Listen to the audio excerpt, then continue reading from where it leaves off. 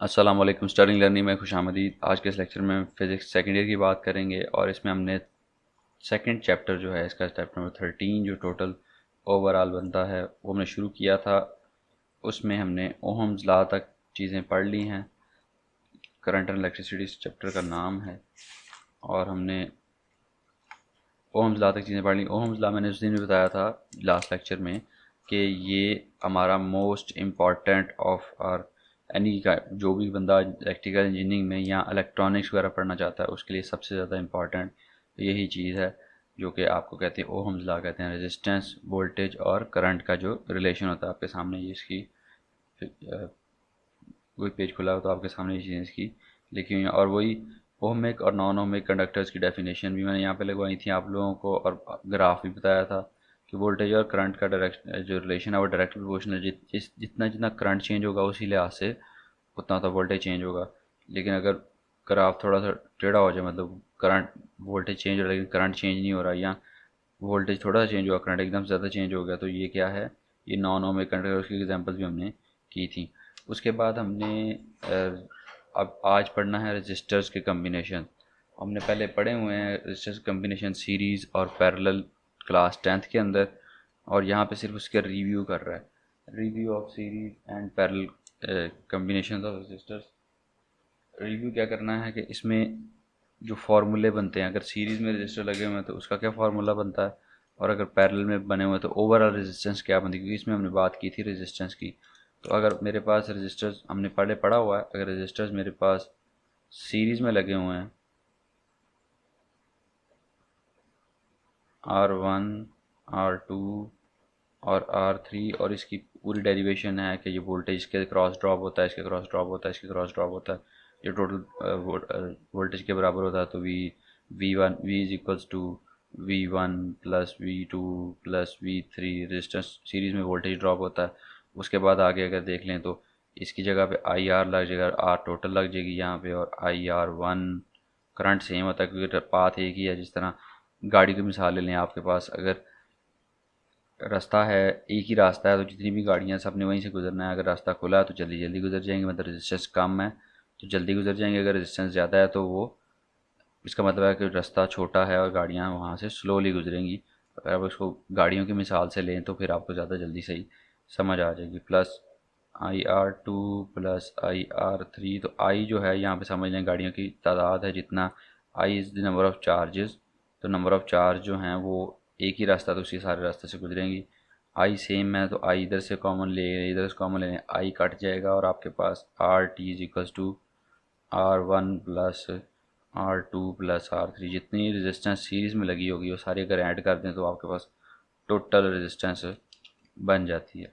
ये था आपके लिए सीरीज़ के लिए। यहाँ भी बनाया हुआ उसने करंट की डायरेक्शन यहाँ से उसने इस तरह शो करवाई हुई है। ठीक है, तो ये हमने पहले चीज़ें की हुई हैं, दोबारा से एक दफ़ा मैंने इसको रिवाइज़ कर दिया। और उसके साथ ही है पैरेलल अरेंजमेंट। सीरीज़ और पैरेलल दोनों को रिव्यू कर रहे हैं। तो पैरेलल अरेंजमेंट क्या होगी, जिसमें कि आपके पास पैरेलल का मतलब होता है मतवाजी, मतवाजी का मतलब होता है एक से ज़्यादा रास्ते। तो पैरेलल भी उसने 3 रजिस्टर्स लेके उसने पैरेलल का कम्बिनेशन समझाया हमें। एक ये वाली, एक ये सीधी और एक ये वाली। इसको R1 कह लें, इसको R2 कह लें, इसको R3 कह लें। देखें इसमें जो हमारे पास चीज़ होती है इसमें ये देखें 3 रास्ते हैं। यहाँ से करंट आ रहा है आई, उसके पास आगे करंट समझ लें गाड़ियाँ। अगर आप उसी मिसाल से चल रहे हैं जो आपके पास ट्रैफिक की मिसाल है उसी के लिहाज से, तो आई जो है वो गाड़ियाँ हैं, नंबर ऑफ़ कार्स हैं, इधर से आ रही हैं और इधर जाना है इन्होंने।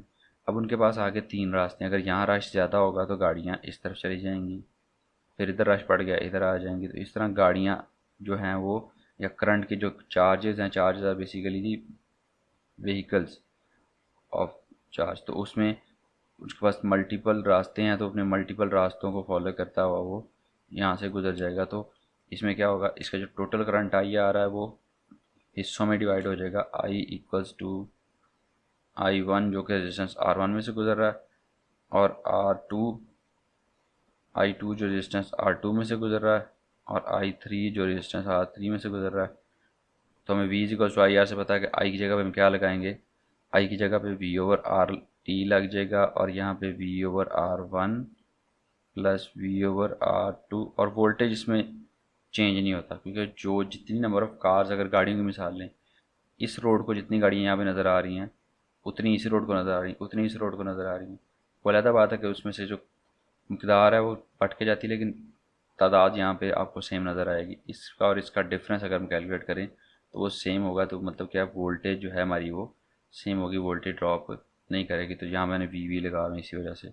वी ओवर आर थ्री, यहाँ से वी कॉमन लेके वी कट जाएगा तो आपके पास one over R T is equals to one over R one plus one over R two plus one over R three. ये आपके पास रेजिस्टेंस की वैल्यू आ जाएगी इन पैरेलल कम्बिनेशन। उसको आर टी या आर ई कह लें, आर इक्विवेलेंट या आर टोटल कह लें।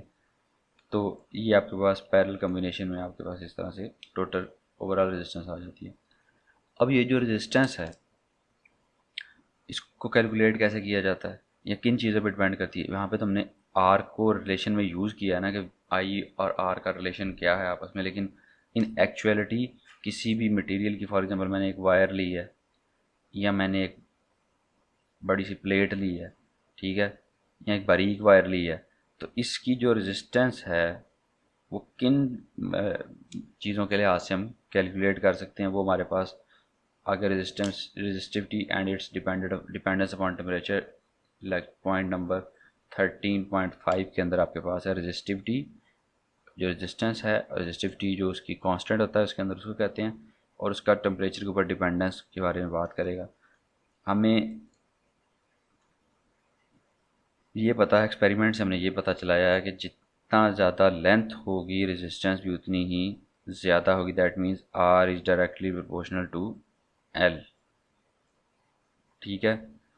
और दूसरा, जितनी ज़्यादा एरिया खुला होगा उतनी ही रेजिस्टेंस कम होगी।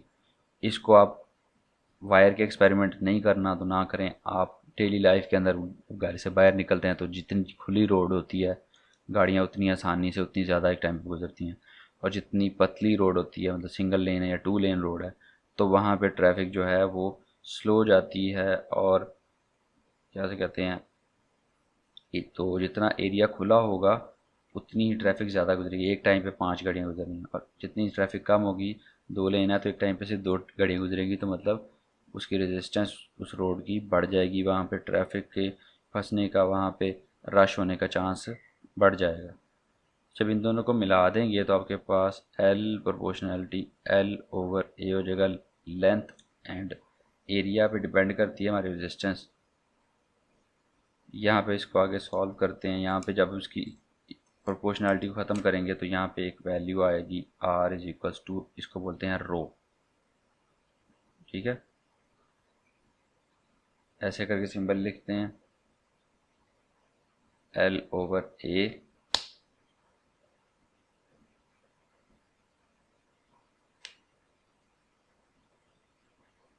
तो R is equals to rho L over A आपके पास आएगा। और यहाँ पे जो रो है इसको बोलते हैं रेजिस्टिविटी। ये डिफरेंट होती है for different materials. Resistivity is constant proportionality known as resistivity और specific resistance of material of the wire. जिस मटेरियल के लिहाज से जो वैल्यू होती है उसको रेजिस्टिविटी बोलते हैं। और it may be noted that resistance is the characteristic of a particular wire whereas the resistivity is property of material। Resistance जो है वायर की लेंथ और एरिया सबको मिला के बनती है, और रेजिस्टिविटी उस मटेरियल की, जिस मटेरियल से वो वायर बनती है उस पर उसकी होती है। जैसे कि कॉपर की जो रेजिस्टेंस है वो कम होती है आयरन की निस्बत, और इसी तरह जो गोल्ड और सिल्वर है उसकी रेजिस्टेंस और कम होती है। तो वो डिपेंड करती है आपके उसके ऊपर वैल्यू की वजह से। यहाँ पे उसने रेजिस्टिविटी की वैल्यू दी हुई है। रेजिस्टिविटी जिसकी जितनी कम होगी उतना ही अच्छा वो रेजिस्टेंस होगा, क्योंकि रेजिस्टिविटी ऊपर है ना, अगर इसकी वैल्यू कम करते जाएंगे तो आर भी ऑटोमेटिकली कम होता जाएगा। तो सबसे जो अच्छा है वो सिल्वर है, फिर कॉपर है, फिर गोल्ड है, और फिर एल्यूमिनियम है, और सबसे बुरी जो है वो समझ लें कि सिलिकॉन है, जिसकी रेजिस्टिविटी ज़्यादा है वो मीटर के लिहाज से 2 2300 तक आती है। जर्मेनियम की 0.5 है, कार्बन की 3.5 10 पर -5 है, और ये 1.52 10 पर -8। सिल्वर की सबसे कम है, कॉपर की उससे ज़्यादा, गोल्ड की उससे ज़्यादा, एल्यूमिनियम की उससे ज़्यादा, आयरन की सबसे ज़्यादा है। तो ये इस तरह से आपको पता चल जाएगा, और इसका यूनिट भी इसने नीचे दिया हुआ है। तो अगर मैंने रेजिस्टिविटी कैलकुलेट करनी है तो मैं क्या करूँगा, आर तो उधर ही रहेगा, ए इधर शिफ्ट किधर चला जाएगा, एल बटे में चला जाएगा, तो RA/L। ये आपके पास का फार्मूला बनता है, और इसकी यूनिट है ओहम मीटर, क्योंकि यहाँ मीटर स्क्वायर होगा, नीचे मीटर, मीटर स्क्वायर को काट के उसकी पावर काट देगा, और इसका यूनिट ओहम है, तो ओहम मीटर आपके पास रेजिस्टिविटी का यूनिट आ जाएगा। ठीक है। उसके बाद अगली बात नीचे इसी के साथ कंडक्शन।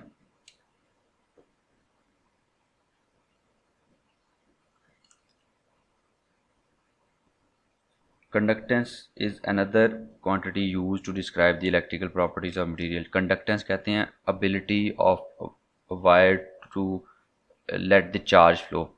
चार्ज के गुजरने को जितनी वो परमिशन देती है, वो चीज़ जो जो जितना वो मटेरियल परमिट करता है कि हमारे अंदर से चार्ज गुजर रहे जाए, करंट गुजर जाए, उसको बोलते हैं कंडक्टेंस। तो रेजिस्टेंस क्या है? Resistance is the stoppage. तो अगर रेजिस्टेंस को उल्टा दें तो आपके पास क्या बन जाएगी? कंडक्टेंस बन जाएगी। रेजिस्टेंस को उल्टा दें तो आपके पास कंडक्टेंस बन जाएगी। रेजिस्टेंस क्या है? रुकावट है। रुकावट को उल्टा कर दें तो वो आपके पास परमिशन हो जाएगी, जिसको कंडक्टेंस बोलते हैं। ठीक है। उसके बाद, और इसको लिखते किसते हैं कंडक्टेंस को? अल्फ़ा के साथ। कंडक्टेंस है, और कंडक्ट जैसे रेजिस्टिविटी का जो यूनिट है उसको रेजिस्टिविटी को रो लिखते हैं, रो इज इक्वल्स टू रेजिस्टिविटी। तो कंडक्टेंस का जो प्रोपोर्शनलिटी कांस्टेंट आएगा उसको बोलेंगे कंडक्टिविटी। उसको अल्फ़ा के नाम, अल्फ़ा से हम शो करते हैं। ठीक है। यहाँ पे ये चीज़ इसने बताई हुई है, और उनका भी आपस में जिस तरह कंडक्टेंस और रेजिस्टेंस का रिलेशन है, इसी तरह कंडक्टिविटी का और रेजिस्टिविटी का रिलेशन है, एक दूसरे के इन्वर्स हैं, उलट हैं। ये ऐसा यूनिट ऑफ कंडक्टिविटी इज़, इसका यूनिट क्या था? Ohm metre. तो बटे में चला।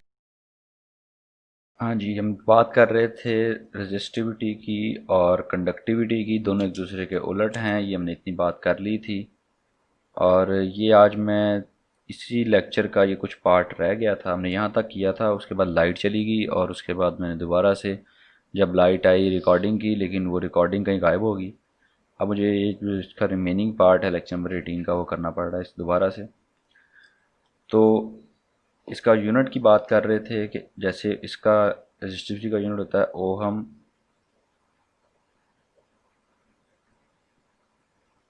ओहम मीटर, क्योंकि रेजिस्टिविटी का फार्मूला RA/L है। A का मीटर स्क्वायर यूनिट है, L का मीटर है। तो मीटर स्क्वायर से कट के ऊपर मीटर आ जाएगा, तो साथ ओहम जो है वो रेजिस्टेंस का यूनिट है। क्योंकि फार्मूला आपके सामने नज़र आ रहा है, रो इक्वल्स टू RA/L। ठीक है। इस फार्मूले के अकॉर्डिंगली इसका ये बनता है, लेकिन जो जब इसको उल्टा देंगे तो कंडक्टिविटी का यूनिट बनेगा पर ओहम, OHM पर मीटर।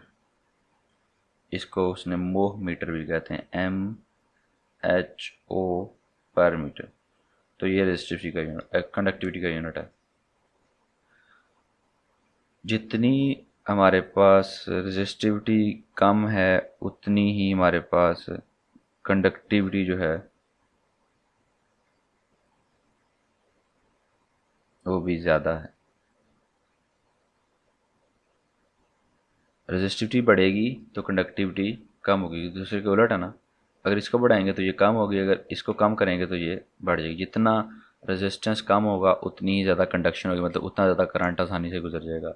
और जितना कंडक्टेंस रेजिस्टिविटी ज़्यादा होगी उतना ही मुश्किल से करंट गुजरेगा। ओके, उतनी ही कंडक्टिविटी कम होगी। तो resistivity of substance depends upon the temperature also. Temperature पे भी डिपेंड करती है, क्योंकि टेम्परेचर हमने पढ़ा है इसके अंदर जो किसी भी मटेरियल के अंदर जो एटम्स होते हैं बेसिक, और जो कंडक्टर्स होते हैं बेसिकली जो मेटल कंडक्टर्स होते हैं उनके अंदर पॉजिटिव आयंस होते हैं, उनके दरमियान इलेक्ट्रॉन्स होते हैं। इलेक्ट्रॉन्स इस तरह दरमियान में से गुजर के आगे जाते हैं। अब अगर तो और इनकी जो इलेक्ट्रॉन्स हैं या जो बेसिकली ये न्यूक्लियस हैं, पॉजिटिव आयंस हैं, ये इस तरह से वाइब्रेट कर रहे होते हैं ऊपर नीचे या इस तरह। तो ये इनको रेजिस्टिव एक रेजिस्टेंस फील होती है, ये टकरा टकरा के ये जो इलेक्ट्रॉन्स हैं टकराते हैं फिर आगे जाते हैं। अभी जब टेम्परेचर बढ़ जाता है तो इनकी ये जो मैग्नीट्यूड ऑफ दिस वाइब्रेशन है वो बढ़ जाती है, वो ज़्यादा एरिया में वाइब्रेट करते हैं, तो इस वजह से इलेक्ट्रॉन को गुजरने में मुश्किल पैदा होती है और जिससे रेजिस्टिविटी बढ़ जाती है। यही बात उसने लिखी हुई है एटम लेटेस्ट के अंदर, फ्री इलेक्ट्रॉन्स की कोलिजन की वजह से ये सारा कुछ होता है। और वन में say that atoms of a bigger target that is the collision cross section of the atoms increases the temperature. This makes the collision between free electrons and atoms in the lattice more frequent and hence the resistance of the conductor increases. तो जब ज़्यादा area cover करेंगे, ज़्यादा speed में ये move करेगा, तो electron के गुजरने में, जैसे फॉर एग्जांपल आप रोड क्रॉस कर रहे हो, रोड क्रॉस करने में अगर तो गाड़ियाँ स्लो स्लो आ रही हैं या कम मिकदार में आ रही हैं, आप आराम से रोड क्रॉस कर लेते हो। अब गाड़ियाँ भी ज़्यादा आ रही हैं और तेज़ आ रही हैं, तो रोड क्रॉस करना आपके लिए मुश्किल हो जाएगा। इस मिसाल से आप इसको आसानी से समझ सकते हो। तो एक्सपेरिमेंटली उसने कहा जी, ये जो नीचे फार्मूला की बात करेगा वो एक्सपेरिमेंटली है। उसने कहा जी experimentally in change in resistance of a metallic conductor with temperature is found to be nearly linear over a considerable range of temperature above and below 0 degree centigrade. Over such a range, the fractional change of resistance per Kelvin is known as temperature coefficient of resistance. तो उसको बोला है उसने temperature coefficient of resistance alpha के नाम से। वो क्या होता है, कह रहा है जी अल्फ़ा क्या है हमारे पास, टेम्परेचर कोफिशिएंट है।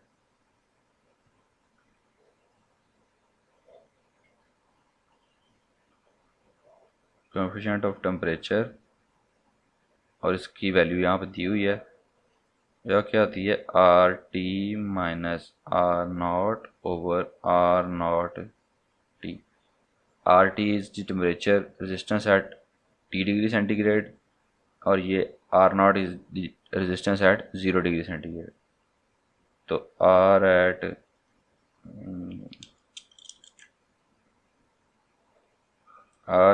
Zero degree and R at T degree centigrade. तो इस फार्मूले से हम निकाल लेते हैं कोफिशिएंट ऑफ टेम्परेचर। और इससे इस कोफिशिएंट टेम्परेचर का मतलब क्या है कि हर मटेरियल के लिए ये डिफरेंट होगा। और इसी तरह से रेजिस्टिविटी कंडक्टिविटी से भी निकाल सकते हैं कोफिशिएंट ऑफ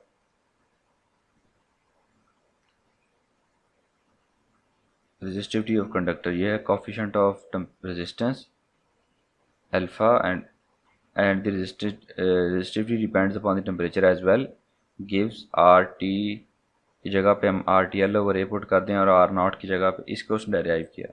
आर टी जो है हमारे पास फार्मूला क्या होता है, रो टी एल ओवर ए, और आर नॉट क्या होगा, रो नॉट एल ओवर ए। अब यहाँ पे आप वैल्यू पुट करेंगे, आर नॉट इधर से कॉमन आएगा, ऊपर से कट, आर नॉट नहीं, एल ओवर ए ऊपर से कॉमन ले लें, एल ओवर नीचे से कॉमन लेंगे, कट जाएगा और आपके पास बचेगा रो टी अल्फ़ा, आपके पास आ जाएगा rho T minus rho naught over, sorry R naught लिखना, rho naught T minus rho naught over rho naught T. ठीक है, तो मतलब हम कंडक्टिविटी जो है वो हम रेजिस्टिविटी के फार्मूले से भी निकाल सकते हैं, और जो जिसे कहते हैं कोफिशिएंट ऑफ टेम्परेचर जो है वो हम इससे भी निकाल सकते हैं, इससे भी निकाल, जो भी वैल्यू दी होगी उसके लिहाज से हम कर लेंगे। और इसी के साथ जी लेक्चर नंबर 18 का इख्तिताम हुआ। एक पार्ट पहले रिकॉर्ड हो गया था लेकिन लाइट चली गई थी और फिर मसले आ गए थे थोड़े से, तो ये वाला पार्ट जो था उसमें से मिसिंग था। अब ये भी इसके साथ शामिल कर दिया, तो अब आपको आइडिया हो जाएगा इंशाल्लाह कि रेजिस्टिविटी और इसके टेम्परेचर पे डिपेंडेंस किस तरह से कैलकुलेट होती है। और नेक्स्ट लेक्चर जो है कलर कोड है कार्बन का, ये भी डिस्कस किया गया है, इंशाल्लाह इसका भी लेक्चर आ जाएगा। और दुआ में याद रखिएगा, अपना ख्याल रखिएगा। अल्लाह हाफिज़ और अल्लाह आपका निगहबान।